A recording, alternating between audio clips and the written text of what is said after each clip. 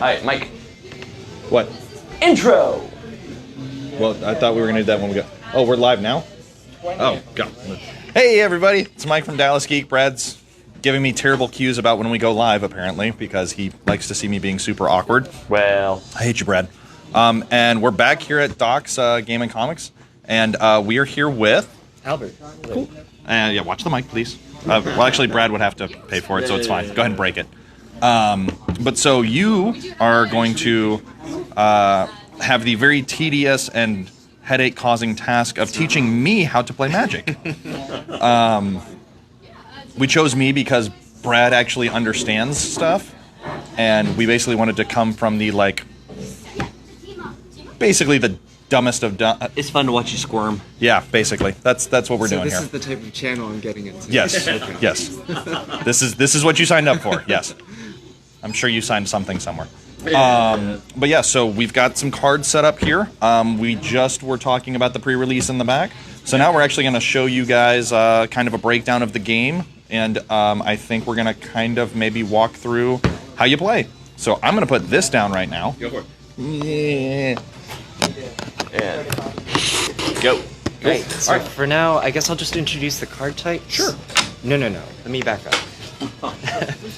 Magic, unlike Pokemon, starts with just 5 colors. We have white, and each color has its own basic land. So I think in Pokemon you have like Thunder Energies, stuff like that. So not only do we have a color, we also have a basic land, an energy, if you will. Okay. That corresponds with that. So for white, I'll go in order. White, we have plains. Blue, we have island. Black, we have swamp. Red, we have mountain. Lastly, we have forest for green. Okay. Each color has its own characteristics, similar to, I imagine, Pokemon. But instead of having like weaknesses and resistances, they're just different ways that the colors interact with each other. Okay. So I guess, can you give an example of that? The game has been around for a long time, so Sure. each color has gone through quite a bit of development. So Yeah. what I'm introducing would just be like huge generalizations of what the color does. Sure. But way back in the day, in the first set, Alpha, each color would do something very specific to it. Okay. You won't see a lot of cards within a color that do what other colors do. So, in Alpha, the very first set, there was a cycle of cards, of spells that did a certain thing. Okay. The white one prevented damage and gained you life. Okay. The blue one drew you cards. Okay. Black one produced mana. Okay. Red one did damage. And green one made your creature stronger. Okay. And as I have said, these characteristics have changed over time. Sure. But I guess for now, I'll since what I have here are these like intro decks that they. It's basically like a standard starter deck, something that you would grab to, I guess, kind of learn the game, Yeah, and for then you sure. would buy boosters and everything like Right. that to kind of Right. build up on it. So now, just really quickly, what's the welcome deck? I think it's just like this promotional product that Wizards decided to like put out there just to make learning the game easier. Yeah. Just because there is a lot of Yeah. a lot of things going Sure. on. So I think you'll see it comes in the box with like a couple tip cards that like tell you the zones of the game. Like instead of the deck, they call it the library, discard piles, graveyard. Right. There's no prize zone. That's for a different game, I imagine. Yeah, so if you ever get lost, I guess just follow these instructions. Okay. They'll help you out. So do we want to kind of, I guess, go through the mechanics of how you would play a game? Sure, and I think that could be broken down into different levels.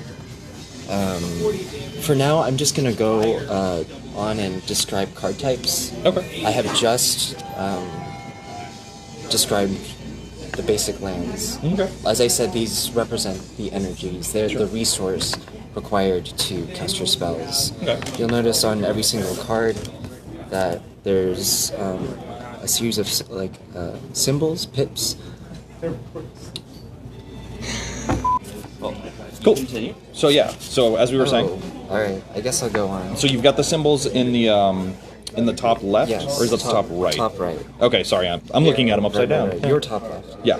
Bottom left. Right. So you'll see these mana symbols that you'll see on the basic lands, and then numbers. Yeah. Okay.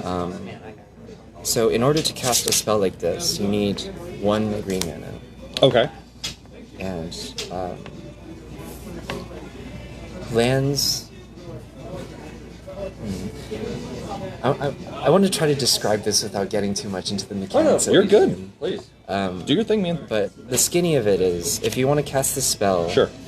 you need one of these in play, and you want to be able to. So, say this is in my hand, Sure. and I want to cast this spell. Okay. This is assuming that this forest is in play. Okay. If I want to declare that I'm casting this spell, Sure. You have to tap your mana, right? make green mana, Right. so that I can play this card. Okay. Now, that's for something that costs just 1 green. Let me Okay. demonstrate with something that costs a green, and in this case, 1. Okay. In order to cast the spell, I need not 1 forest, but 1 forest and another land. So something to provide for the green, and then something to provide for that 1. It could be any color. So Okay. in this case, it could be a swamp we used earlier, that mountain. It could be anything, just Sure. as long as it fulfills that requirement. Okay. And so you'll have stuff. Will overcome. Okay. It has 2 green and 3. 3. So you would need 5 lands. Correct. Okay. Interesting. If you have some mix that looks like this. Okay. Or this. Just as long as you have 2 green and the 3, Right. you're able to cast that spell. Now, how many lands can you have on the field at a time? You can have as many lands as possible. Okay. The restriction to them is that you can only play 1 a turn. Okay. So you can only set 1 on the field per turn? Yes. Okay. Yes. But you can tap as many as you need per turn. Correct. Okay. So this presumably would come out on turn 5. So, land creates mana, but it's not the same thing as mana for your actions, right? Or is it the same thing? Lands are cards, Okay. and then mana, I guess, would be what is produced off of it. So I guess So is it a 1-to-1 ratio, or is that just where it starts? because it's a 1 land per turn rule, most lands in print produce just 1. I think they've messed around with a couple of lands that have produced more than that, Okay. and found this to be a mistake. Got it. Some of them are still allowed, but if you have a land that produces more, it probably has a restriction to it. Got it. Okay. There's a new card that's coming out in this set that produces 3 mana, but of course when it comes into play, there's some other kind of cost that you have to pay. Okay. And now mana is, I guess, you want to go into that, or maybe I just missed it. Mana is just I think a fancy name for resource. Okay. This is magic. I guess they're just trying to come up with a name to. Sure. There might be some deep history behind that. And then, so on the cards, like when you play, you've got these numbers down at the bottom. Sure. What do those represent? Okay, let me get into that. Sure. To kind of go a category before that, let me just briefly explain card types. Sure. I think in Pokemon they're like basic, evolution, trainer, and probably some other type of card. Field cards, energy That's right, cards, that kind of stadium. stuff. I Yeah, remember stadium or those. stadiums. Yeah. Yeah. For Yu-Gi-Oh, they're field cards, but yeah. Yes. So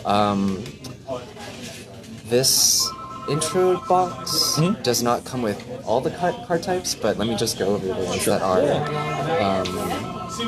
are available. So I guess the easiest to explain would be the creatures. They're like the Pokemon, and you use them to fight each other.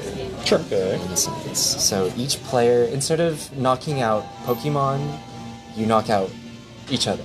Sure. Okay. Each player starts out with 20 life points, and your goal is to whittle that down to 0. Kind of like Yu-Gi-Oh.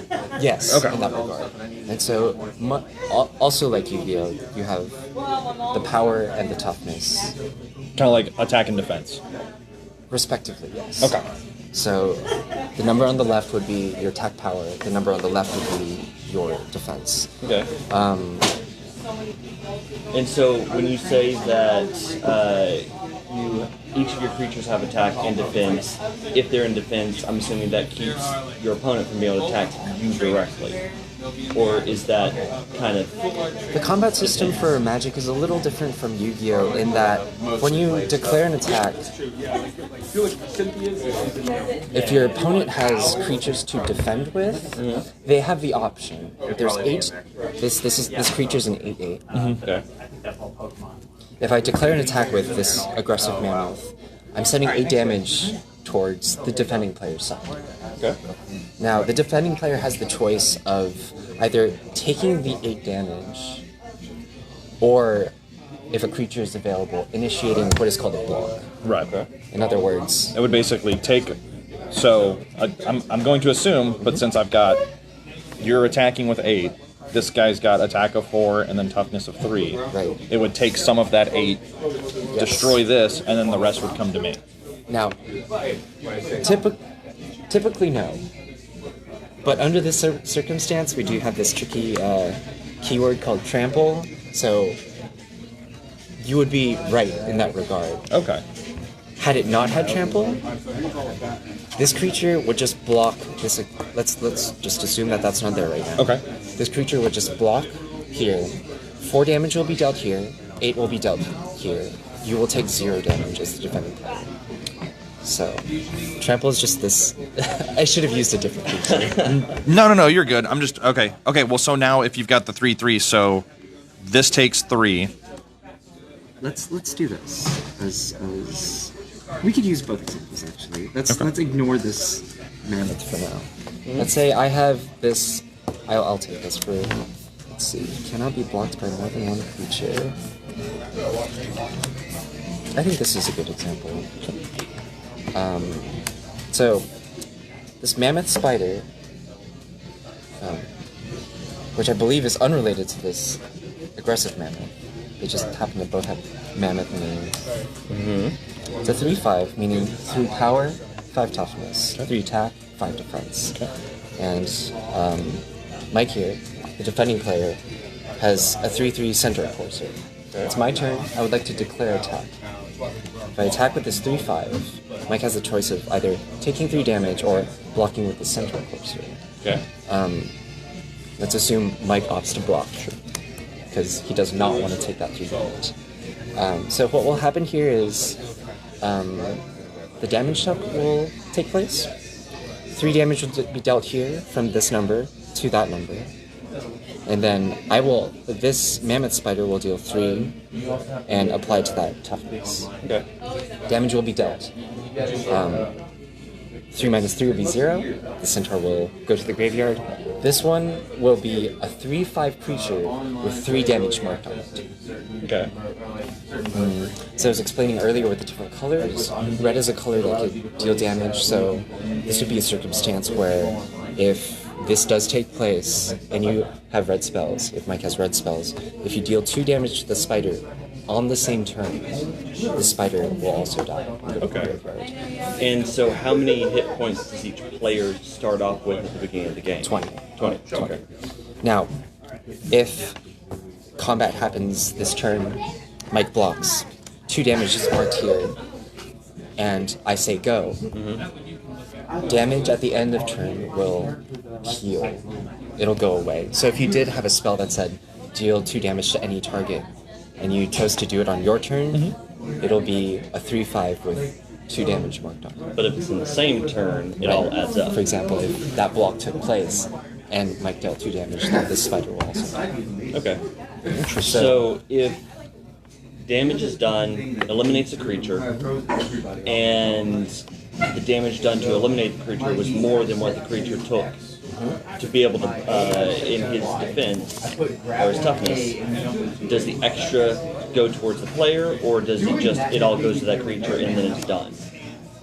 So, like, say that creature's toughness is 4, you attack, your attack was 5, so that's 1 extra. Does that just dissipate at the I think creature? does that have because I kind of brought that up earlier. I think, and that's where exactly what happened. right. I think I found a better example. We'll go back to this mammoth in just a second. If I attack with this 7/7, and Mike blocks with this 3/3, all 7 points of damage are dealt to the central course. Okay, so there's no... Nothing goes through. Right. However, there is a key, there is a mechanic keyword? I guess it would be a keyword called trample. Right. Yeah. which I've this mammoth does. yeah I've heard of trample. Yeah. So in this case, this 8/8, if attacking in and blocked by this 3/3, what I could do with the creature with trample is assign lethal damage, in other words, 3 damage to the central courser, Okay. and then send the remaining 5 to Directly to me. your lane. Right. So the other... But it's only cards. It's only cards with trample that can do that, right? So it's only the special effects that will go beyond what the basic damage does. Yes, Got and the ability that does that is trample. That's, There are so other- only trample does it. There are other non-keyword abilities that kind of Okay. do their own thing. Okay. Neat. I guess I went on a tangent. I started no, with that- creatures. yeah. I'm talking about combat now. Yes. I just want to briefly introduce the different types, or there are creatures without abilities. In other Okay. words, back to this trusty centaur courser. As you'll notice, you'll see a lot of text in italics. It is what we call flavor text. It just doesn't really do anything to enhance gameplay. Oh, well, Okay. rules rather. It just is there to describe the card. Okay. So you'll see some Nice. poetic nonsense, and Yeah. someone fake who said it. Yeah. This is all about building lore around it. Yes. Yes. That is part of the appeal to the game. Okay. So you have creatures with activated abilities, triggered abilities, and those keywords that I mentioned. There are also creatures with static abilities, meaning if it's in play and it says whenever this is on the battlefield, some effect happens. There are creatures that have those sort of abilities as well. So, Healer of the Glade, upon entering the battlefield, gains the owner 3 life. And so, once you play the card, you get the effect, and the text doesn't matter, it just remains as a creature on the battlefield, a 1/2. Okay. Woodland Mystic has tap, add a green mana. Okay. We'll get to tapping later. Yeah. Tapping is basically how one would activate a creature. And this mammoth spider, back to this aggressive mammoth, all have keywords, and this one right here has a static ability that says other creatures you control have trample. So Interesting. yeah. So So with that static ability, I can basically have multiple creatures on the field, and they would all get the trample effect from this guy. So then I can correct. every single one of them. Correct. So let's say my board state is Central Courser, Aggressive Mammoth, and you have a Woodland Mystic. If I choose to attack with this Centaur Courser, and you choose to block with this Woodland Mystic, as per Aggressive Mammoth, this will have trample. This will take 1 point of damage, you'll take the remaining 2. The other card types introduced here, we have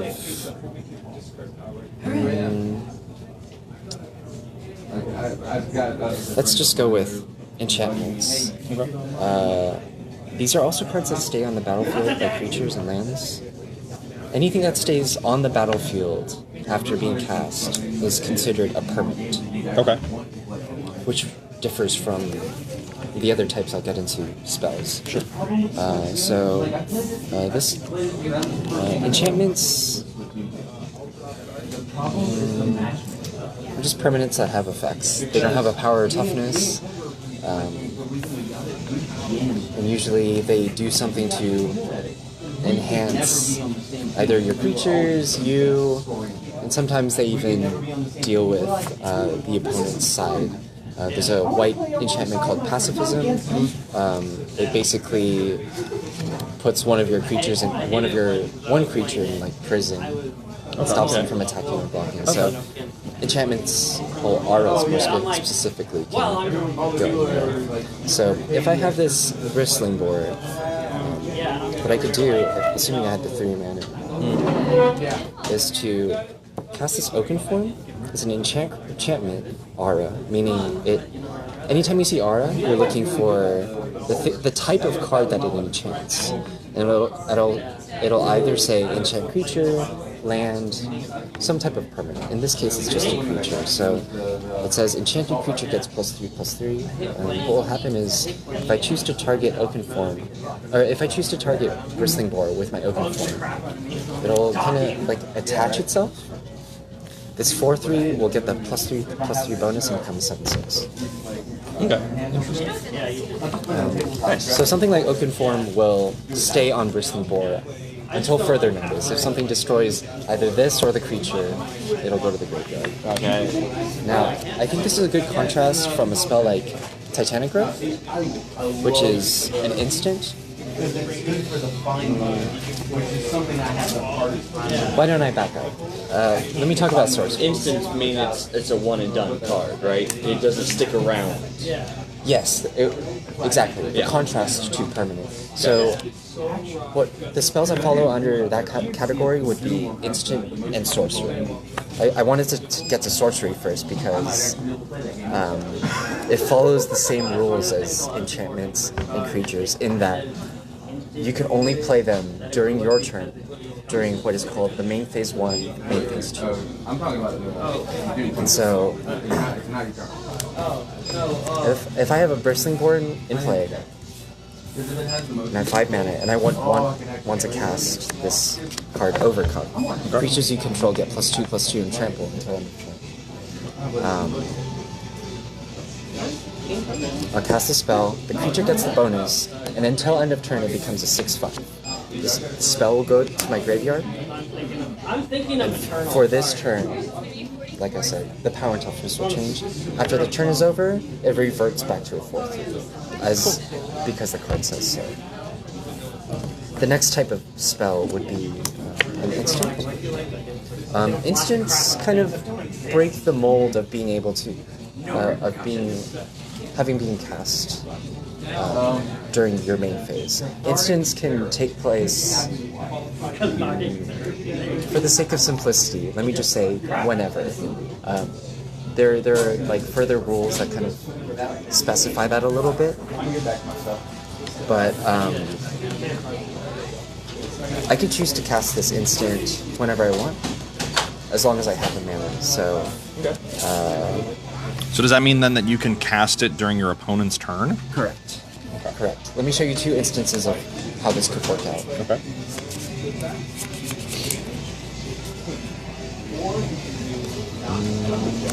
You still awake back there, Brad? Yeah. Okay. And of course, don't forget, if you guys are wanting to come check out any of the new packs for Magic, if you want to come learn how to play, or just check out the store in general, Doc's Comics and Games is over in Frisco, right behind Stonebriar Mall, so you can absolutely come and check that out. Yeah. Thanks for doing my job for me, Brad. Somebody asked.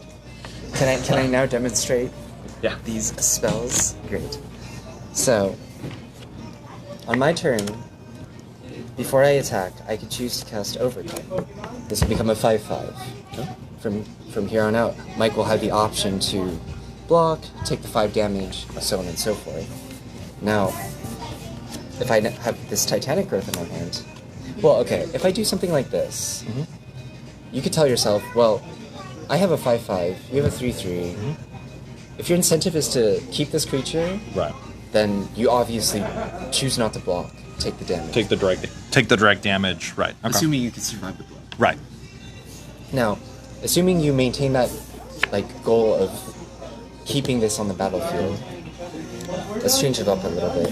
What I could do is I could attack with the center courser, and you'll see, I guess this is... I'll have to somehow fix this up. But if you think to yourself, if I block, these two will trade. Right. They'll do 3 to each other and both die. Right. This is where the instant comes into play. Now that you've declared your blocks, I could say, gotcha. Cast Titanic Growth. Target creature gets +4/+4 until Right. and make the center courser 7/7. Right. Your creature will die in combat. Mine will live. Right. Okay. When the turn is over, I lose the bonus. I lose the damage dealt by the center courser, and it reverts to being a 3/3. So, I guess it's a demonstration as to how these two could be a little different. Right. Additionally, if you choose to attack, and I block, I could use Titanic Growth to change this. Right. So, And then my creature would take, I guess, what would be 7? Yes. Yeah, and then it would basically destroy it. Yeah. Okay. Interesting. Very interesting. doing this on the fly, there are a lot of other rules that, for example, on the defensive, trample doesn't do anything. Sure. This, that, and the other. But, No, I think you're doing a great job of kind of giving us the gist of what's going on, for sure. Yeah.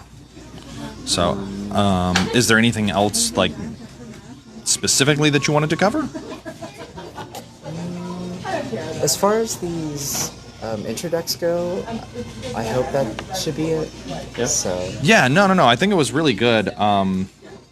Just to make sure, you may have touched on it, you may not have. So the different colors of lands, the different types of mana that exist, Sure. that just goes to the different types of cards that can be in the deck and which one activates each, right? Mostly? generally, Okay. there's some strategies that kind of circumvent that. The deck that I like to play, the lands only produce blue and black, but I have spells from all 5 colors. Got it. So Okay. it kind of depends. Cool. Mana is what makes this game unique. Yeah. So as soon as you try to change that and break it, we were talking Yeah. earlier about lands that produce more than one, for example. Yeah. That's in a way cheating. So Okay. stuff like that definitely does make the game Fair enough. a little shakier. I Yeah. guess, so. But it can be done if that's your playstyle, right? yes, Okay. yes, yes. Interesting. It depends on the environment of what cards are allowed. I assume there are formats in Pokemon. Magic Yeah. is the same. Okay. Yeah, and, especially with a game as complex as Magic, it does seem like it accommodates so many different types of playstyles, so many different strategies that you can use, that it kind of fits a lot of different player types. Would that be about right? You're not just coming across the same types of players every time. There's something unique to have with each game. There are archetypes, aggressive strategies, control strategies, combination, prison, even. Cool. So yeah, there are different elements. Nice. Different strategies. If one prefers a certain type of deck, like say control, that's traditionally the white-blue combination. Aggressive strategies start with red, and kind of bleed into black and green. Okay. Which isn't to say you won't see control deck and say Yeah. red-black, or you It's won't just, see an aggro deck. that's what lends easier to those types of gameplays. Exactly. Got it. Okay. Oh, Mike. Give. Thank you. All right. So, Okay. Nice. Yeah. Well, this was very informative. I picked up a lot that I didn't know already because numbers and strategy and stuff is hard. But no, this was very informative. We definitely thank you for taking the time to sit down with us and kind of, be patient with me as I very slowly picked up the information. It seems like Brad picked it up way better than I did. But what are you gonna do? Right. So, but if you guys are interested in coming up, learning the game, or if you already do play, this is a great spot to kind of come, hang out, get involved with a great community. As Brad said earlier, we're at Docks up here in Frisco, next to Stonebriar Mall. So definitely come on up and check them out.